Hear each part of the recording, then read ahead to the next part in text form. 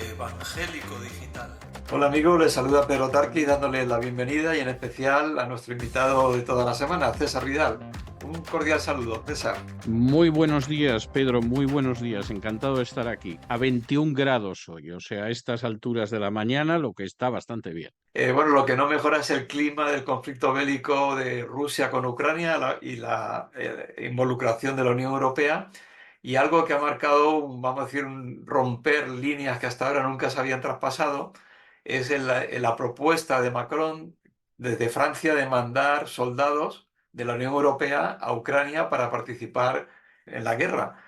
¿Hasta qué punto esto es una salida de Macron del tiesto o es una propuesta que va a tener acogida o tiene algún tipo de posible trayectoria en el futuro? En primer lugar, yo creo que cada vez es más difícil mantener la propaganda occidental sobre la guerra de Ucrania, que la guerra de Ucrania se está ganando, que esto está siendo un desgaste terrible para Rusia, que se va a desplomar, etcétera, etcétera. Eso a estas alturas, cualquier persona medianamente bien informada sabe que es mentira y que siempre ha sido mentira. Me vas a perdonar la inmodestia de la autocita, pero precisamente mi editorial de hoy en el programa La Voz versa sobre una chica de Manhattan que va a ver a unos amigos a Ucrania y que a la vuelta ha contado lo que se ha encontrado en Ucrania. Y empieza diciendo todo lo que nos han dicho durante 2 años es mentira. Esta guerra Ucrania la está perdiendo. Según cálculos de los ucranianos, llevan más de 1 millón de bajas en esta guerra. Todo está destruido. La gente no quiere ir a la guerra. Secuestran a los hombres que todavía no han ido al frente para mandarlos al frente, donde no reciben ningún entrenamiento militar o reciben muy poco antes de lanzarlos al combate, lo cual es, pero una sentencia de muerte. En la pequeña población donde yo estaba, todos los días llegaban entre 3 y 5 cadáveres del frente. Las madres, las esposas intentan en algún momento que efectivamente sobornar para evitar que su marido, sus hijos vayan al frente. A veces lo consiguen, a veces no. Y la idea de la gente es que les han engañado, que hubiera sido mucho mejor llegar a un acuerdo con Rusia hace 2 años, que no es en absoluto aceptable que Zelensky prolongue la guerra y que además se da la circunstancia de que no se atreven tampoco a criticar en público en voz alta a Zelensky porque te detienen y vas a la cárcel.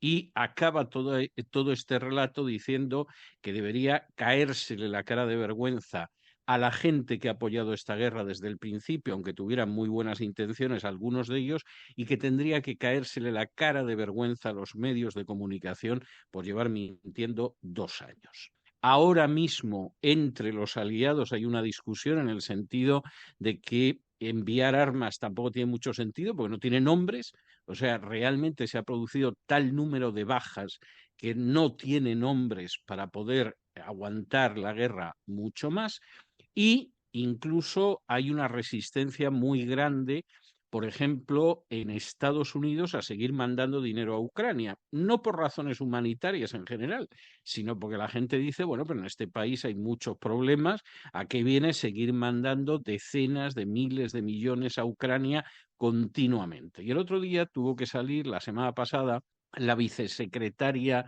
del Departamento de Estado, que sería algo así como la viceministra de Asuntos Exteriores, para decir que, bueno, que sí, que es verdad que mandamos dinero a Ucrania, pero que no os preocupéis porque la mayor parte de ese dinero regresa a Estados Unidos en beneficio para las empresas de armamento.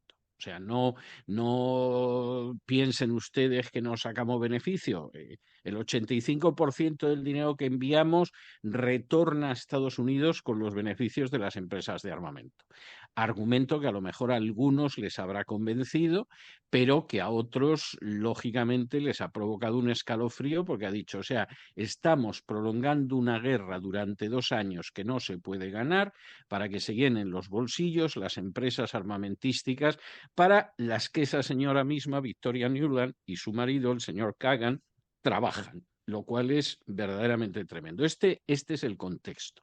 En el caso de Francia se añade otra cuestión, no solamente es la parte que le ha costado a la Unión Europea esta guerra sin sacar el beneficio que ha sacado Estados Unidos, que ha sacado mucho más de la industria armamentística, pero no me voy a desviar todavía más de este asunto. En el caso de Francia hay otros problemas añadidos. Primero, ese beneficio no lo hemos sacado. Ahora la Unión Europea quiere crear una industria armamentística europea para sacar también beneficio de todo esto, porque como dijo muy bien en su día Borrell, lo que mandamos a Ucrania nos lo quitamos de pensiones, de sanidad y de educación, y es la pura verdad.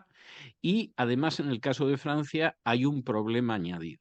Y es que Francia mantiene un imperio neocolonial desde los años 50 que se suele conocer como la France-Afrique. De esto la gente no suele saber absolutamente nada, porque no tienen ni idea de lo que pasa en África, aunque las historias que organiza Occidente en África cuestan millones de muertos, literalmente, para poder seguir expoliando y saqueando África, y uno de los países, por no decir casi el país más beneficiado de ese expolio que ha continuado después de la independencia de las naciones africanas, es Francia.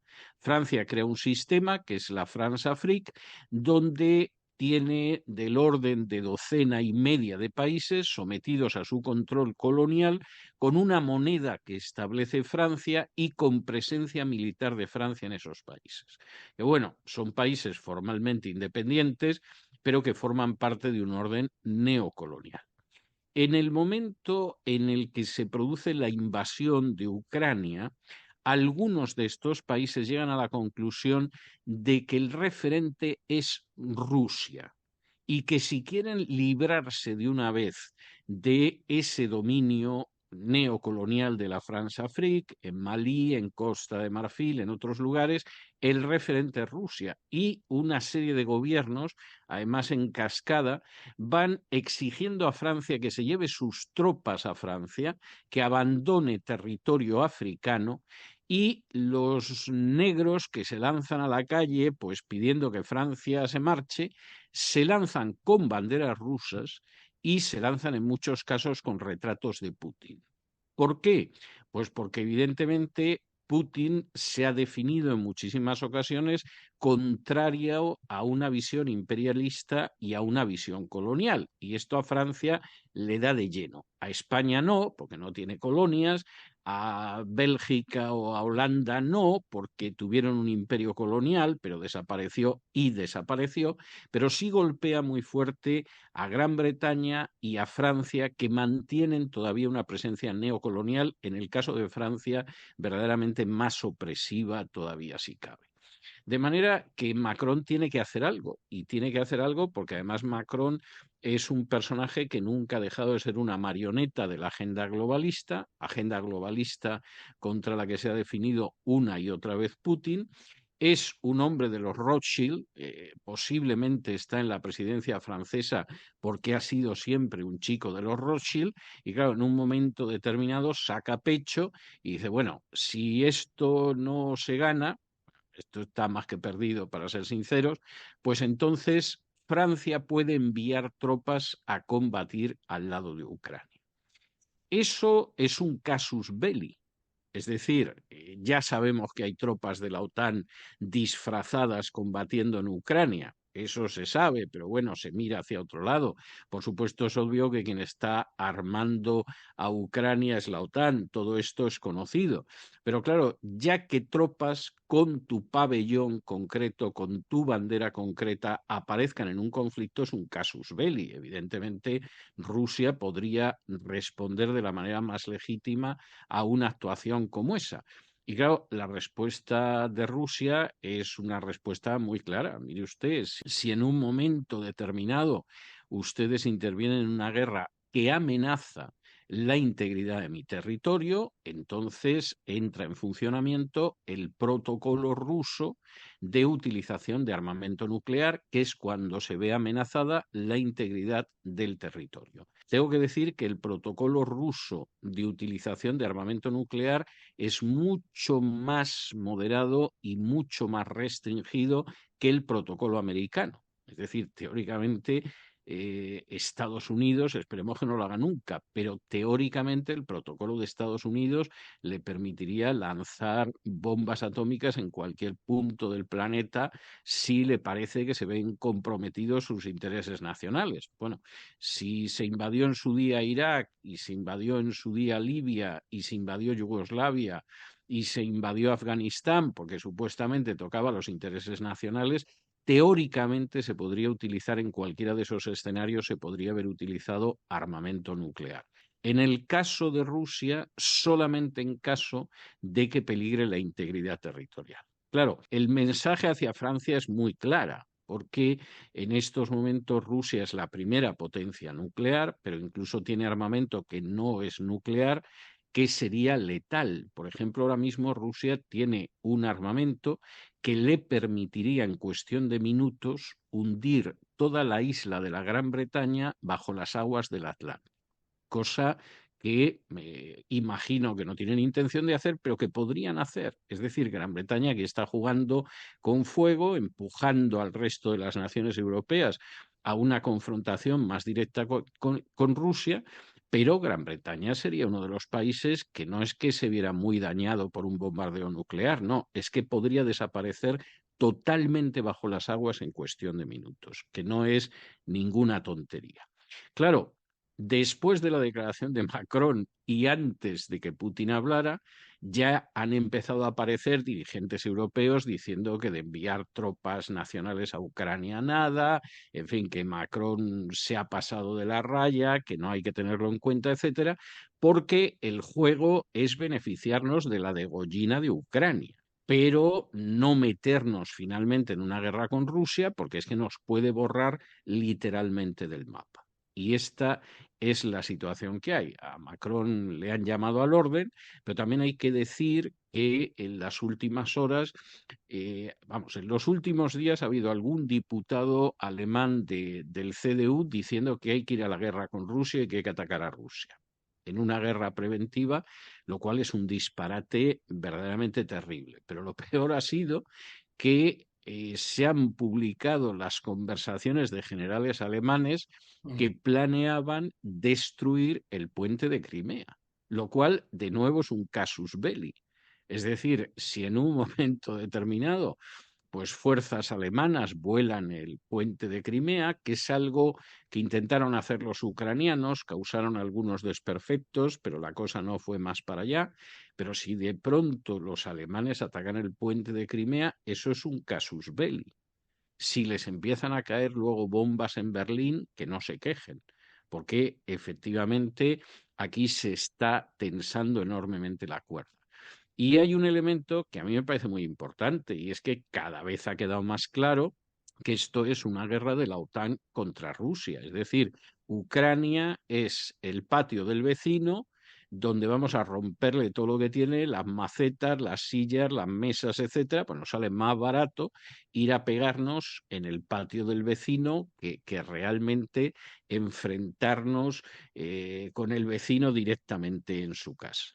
Acabe lo que acabe la guerra, que yo creo que va a acabar en una derrota clamorosa de Ucrania, como está sucediendo hasta ahora, pero acabe lo que acabe, ya las riquezas naturales de Ucrania, Zelensky se las ha entregado a compañías multinacionales y quien va a gestionar económicamente Ucrania es BlackRock.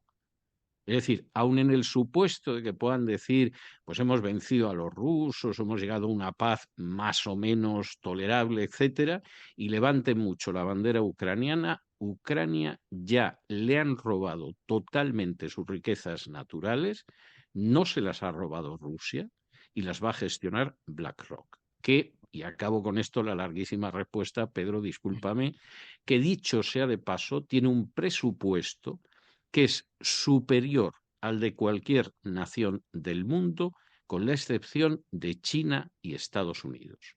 Con lo cual, cuando BlackRock dice azul, aunque sea verde, todo el mundo dice azul. has mencionado que es difícil que se llegue a producir esta presencia de soldados de la Unión Europea o de la OTAN en suelo ucraniano, pero no De manera imposible. abierta, De de manera, manera sí, de manera abierta. abierta, efectivamente, pero no imposible. De hecho, nos parecía muy difícil que empezara la guerra y al final empezó. Si llegara a darse esta situación, entraríamos en un conflicto que realmente sería lo más parecido a una tercera guerra mundial, dado el potencial de Rusia. Podríamos entrar en una situación de casus belli para Rusia. Está por ver cómo respondería Rusia a eso, ¿no? Vamos a ver, estamos en guerra en Ucrania porque, entre otras cuestiones, la Rand Corporation, que es quien marca la política exterior de Estados Unidos, sobre todo en términos militares. Hay gente que se pone a hablar de la política exterior de Estados Unidos, no sabe ni siquiera lo que es la Rand Corporation, que es como intentar analizar la situación del orden público en España y no saber que existe la Guardia Civil. O sea, es algo penoso, pero es así. No hay nada más que hacer ahora mismo un barrido de los medios españoles y ver si alguno ha mencionado a la Rand Corporation en los 2 años de guerra y en los meses previos a la guerra. La Rand Corporation, cuyos informes son indispensables para entender lo que pasa en Ucrania y en otras partes del mundo, en un momento determinado le dice al presidente Biden, mire, señor presidente, tenemos una enorme escasez de liquidez en Estados Unidos que realmente los bancos americanos no pueden suplir. Lo que usted está gastando, no tenemos ese dinero, a pesar de que Estados Unidos se está endeudando salvajemente, más que en las últimas décadas, y necesitamos una liquidez que la banca americana no tiene. La única manera de que podamos tener esa liquidez es que los capitales europeos vengan a Estados Unidos. La única forma en que tenemos de que los capitales europeos vayan a Estados Unidos es que en Europa se produzca una crisis económica tan seria que los capitales, las corporaciones, es decir, las empresas y los cerebros europeos decidan que es mucho más conveniente irse a Estados Unidos. Para crear esa crisis económica, la única manera que tenemos de hacerlo es golpear a Alemania, porque Alemania es la locomotora que tira del resto del tren de la Unión Europea. Si golpeamos a Alemania y Alemania entra en recesión, Europa entra en recesión y capitales, corporaciones y cerebros europeos vienen a Estados Unidos.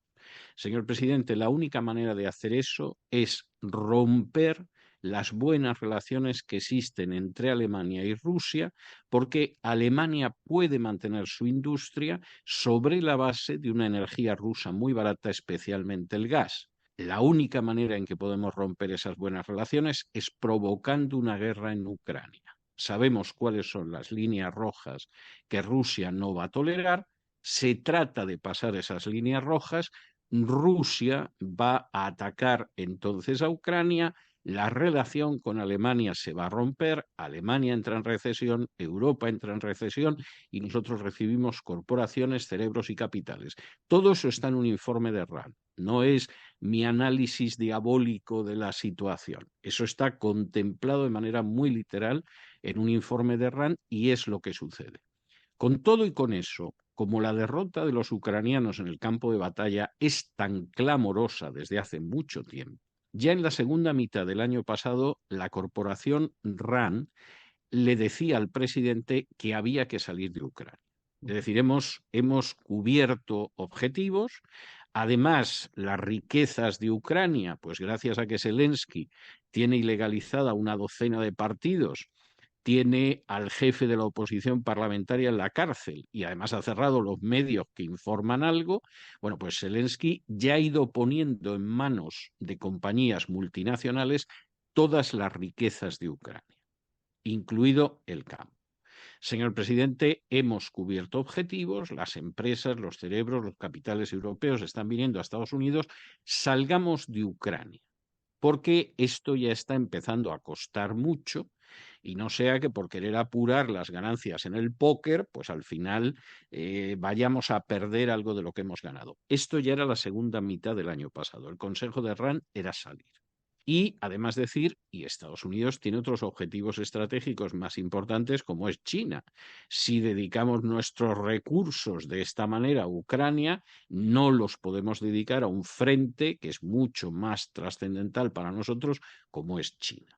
Por otro lado, el sector de la administración Biden, que está muy relacionado con el complejo industrial militar y que considera que si todavía podemos ganar unos miles de millones de dólares, no lo vamos a desperdiciar. Y eso ha provocado en paralelo una situación en Europa que a mí me parece muy inquietante y es la de algunos que han dicho, oye, pues vamos a crear nosotros también nuestra industria de armamento, porque como en el caso de Estados Unidos, finalmente esa industria la pagan los ciudadanos. Es decir, hemos encontrado otra manera de quitarle el dinero a los ciudadanos y que vaya a parar a nuestros bolsillos. La industria de armamento, por ejemplo, en el caso de Estados Unidos, y es el primer país, pero pasa en otros en mayor o menor medida, sobre todo le quita el dinero a los ciudadanos. Es decir, son los ciudadanos los que pagan esas cantidades cuando te dicen, bueno, pero han creado puestos de trabajo. Bueno, primero, la industria de armamento crea en términos proporcionales muchísimo menos puestos de trabajo que la industria del automóvil, que si tienes una cadena de supermercados o cualquier cosa. Es una de las industrias que menos puestos de trabajo crea. Y en estos momentos, y esto es interesante tenerlo en cuenta, a pesar de todo lo que ha conseguido succionar la economía americana de la economía europea, por cada dólar que produce Estados Unidos, nos gastamos $2,60. Esto pasa en España hace muchísimo, ¿eh? O sea, quiero decir, en España, por cada euro que produce el país, bueno, nos estamos gastando 4, 5 y 6 euros y el país tiene una deuda insoportable que no sabemos lo que va a aguantar antes de que la economía colapse. Pero claro, en el caso de Estados Unidos, que siempre ha sido el gran país industrial, que ya no es, y que además ha sido un país con una economía productiva muy sólida, por razones en las que no voy a entrar ahora, no es así y ahora mismo cada dólar que se produce en Estados Unidos le cuesta al contribuyente $2,60. De manera que estamos en una situación que hay que reconocer que es cualquier cosa menos aburrida. Estas situaciones de conflicto, bueno, desde luego es inusual. Desde la Segunda Guerra Mundial nunca se había vivido una tensión tan alta. Desde el punto de vista cristiano siempre se relaciona cuando ocurren estas catástrofes de guerras, pues cuando Jesús anunció que había guerras y rumores de guerras, el famoso Armagedón del Apocalipsis, como que esto nos acerca de alguna forma, nos anuncia que estamos cerca del fin de los tiempos. No sé si tú ves alguna relación o simplemente estas son especulaciones. Hay dos cuestiones, vamos a ver. Hemos vivido alguna situación muy tensa también en este sentido y por razones muy similares. Es decir, cuando a finales de los años 50 Eisenhower decide colocar misiles nucleares en la frontera de Turquía con la Unión Soviética, se crea unas misiles que podían destruir Leningrado, Moscú, o sea, las grandes capitales rusas, se crea una situación similar a esta. Y Rusia responde, en aquel momento la Unión Soviética responde de una manera más agresiva hacia Estados Unidos, que es colocando misiles, empezar a colocar misiles en Cuba. Cuando esto sucede, la jugada de Khrushchev era si yo les coloco misiles en Cuba, vamos a llegar a un acuerdo y ellos van a retirar los misiles de Turquía en la frontera soviética. Pero en aquel entonces la impresión era que efectivamente, claro, este puede ahora bombardear Washington, New York, etcétera, justo lo que nosotros podemos hacer con la Unión Soviética. Y el mundo estuvo al borde del abismo, con gente en los dos lados absolutamente enloquecida. Es decir, había gente dentro del alto Estado Mayor americano diciendo que este es el momento para atacar a la Unión Soviética. O sea, primero vamos a borrar a Cuba del mapa con bombas atómicas, o sea, Cuba va a desaparecer del Caribe, ahí va a quedar un agujero, pero al mismo tiempo bombardeamos la Unión Soviética, pero si lo hacemos rápido y en masa, vamos a salir bien parados, aunque van a morir decenas de millones de personas. Los soviéticos, que estaban en otra historia, no estaban ahí. Pero Fidel Castro y Che Guevara no paraban de darle la lata a Jrushchov para decir que aprovechara la ocasión para bombardear nuclearmente Estados Unidos, cosa que a Dios gracias los soviéticos no les hacían ni caso. Y finalmente el conflicto se sustancia de manera diplomática y secreta. Es decir, se producen una serie de reuniones en la que tuvo un papel importante Bob Kennedy por el lado americano y el embajador soviético en Estados Unidos por el lado soviético, en virtud de las cuales la Unión Soviética retira los misiles de Cuba y ustedes nos retiran los misiles de Turquía al cabo de unas semanas y en secreto para que salven la cara y no parezca que esto ha terminado en una derrota de ustedes. Y efectivamente el mundo estuvo al borde de una guerra nuclear, había locos a los dos lados que ansiaban esa guerra nuclear, pero aquello se acabó por la vía diplomática. Yo creo que la historia de Ucrania es una cuestión, como la tensión en Europa, que tendría que acabarse por la vía diplomática, porque desgraciadamente no es la primera vez que Estados Unidos considera que una guerra nuclear, si está limitada a Europa, no está mal. Yo recuerdo, en mis recuerdos de juventud, cuando Ronald Reagan se descolgó un día diciendo que puede haber una guerra nuclear limitada, por supuesto, en Europa, ¿no? Y claro, para decir, oiga, ¿y por qué no en Ohio? O sea, ¿qué me está usted diciendo? De manera que precedentes de esto, y yo diría que tanto más graves, ha habido. Primera cuestión. Segunda cuestión. Yo personalmente estoy harto de oír estupideces de signo escatológico. Quizá porque hace ya muchos años que me convertí, yo hace que me convertí casi 50 años y llevo casi medio siglo oyendo a gente que cualquier lío que se produce en Oriente Medio, cualquier lío que se produce en cualquier parte del mundo es un signo evidente de la segunda venida de Cristo y del arrebatamiento y demás historias. A mí esto no solo es que me parece un disparate, que me lo parece.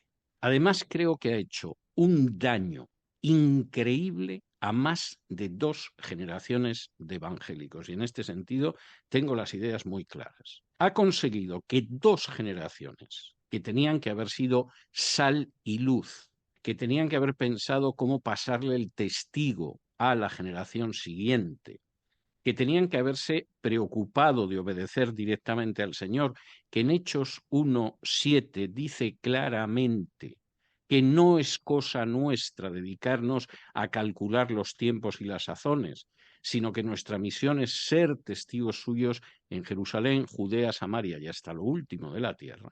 Esa visión escatológica, dañina y falsa, quiero subrayar esto, ha conseguido que más de 2 generaciones de evangélicos, en vez de poner en primer lugar el hecho de no especular y dedicarse a ser sal y luz en el mundo, ha sacado a esa gente del mundo en buena medida, por eso de que el arrebatamiento puede ser este otoño, y eso ha tenido unas consecuencias en algunos países como Estados Unidos fatales, porque se ha producido el hecho de no pensar en la generación siguiente, de no enfrentarse con determinados problemas, de no educar a la gente en eso, y la consecuencia es una visión escatológica que no solamente no es bíblica, sino que además es desobediente al mandato claro de Jesús en Hechos 1:7. Solo en los últimos tiempos, como de pronto las consecuencias de abandonar por 2 generaciones la misión de ser sal y luz en el mundo han empezado a hacerse evidentes, bueno, pues hay gente que se ha despertado y ha recordado que tenemos que ser sal y luz, entre otras cosas, porque nos van a apisonar. Pero haber llegado a esa situación es consecuencia en un porcentaje muy elevado de tener una visión escatológica delirante, que además no tiene paralelos en los siglos anteriores del cristianismo y que es una creación de las últimas décadas. Claro, vivimos pocas décadas. Si uno no estudia historia, pues no puede hacer ningún tipo de comparación, ¿eh? Pero es una visión absolutamente distorsionada de las escrituras, tejida sobre la visión de la Guerra Fría desde el lado americano, además, y, por supuesto, pues impulsando a la gente, en vez de a testificar, a hacerse crucigramas escatológicos con lo que cree que dice la Biblia, que no dice por regla general nada de ese tipo, y con las noticias. Y yo en este sentido soy muy claro. El pueblo de Dios lo que tiene que hacer es obedecer el mandato de Jesús en Hechos 1:7, que es no ocuparse de los tiempos y las sazones, porque eso es cosa del Padre, no de los seguidores de Jesús. No deben de perder un segundo en eso, sino que tienen que ser sus testigos hasta los últimos confines de la tierra. Pues muchísimas gracias, César Vidal, por acompañarnos y por todas tus explicaciones. Gracias a ustedes también por habernos seguido hasta aquí. Y como siempre, se despide Pedro Takis deseando que Dios les bendiga. Evangélico Digital.